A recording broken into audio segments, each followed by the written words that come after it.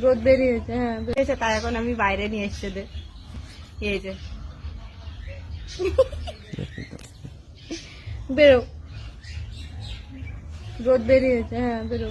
ওরে বাবা, মা কি হয়েছিল? শীত লাগেছিল?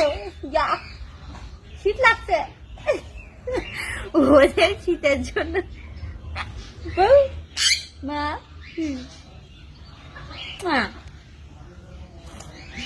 আসলে ওরাও আরাম প্রিয়, কেননা ওরাও আরাম জিনিসটা খুব বেশি পছন্দ করে।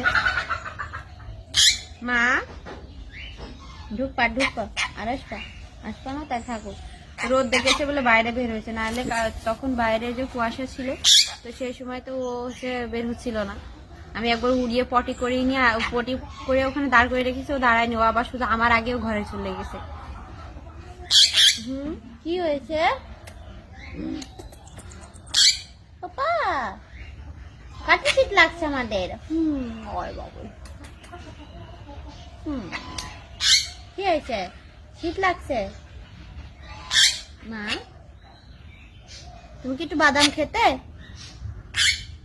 একটু বাদাম খেতে, একটু বাদাম খেতে।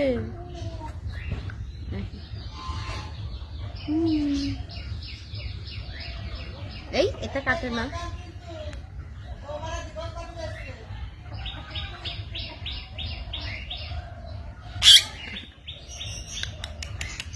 মিঠে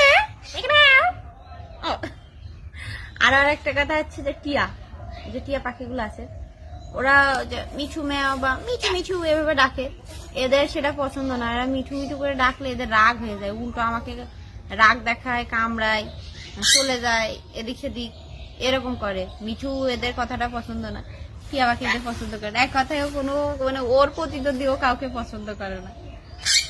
কি মা তুমি কি করছো? আরো কি কাটছে?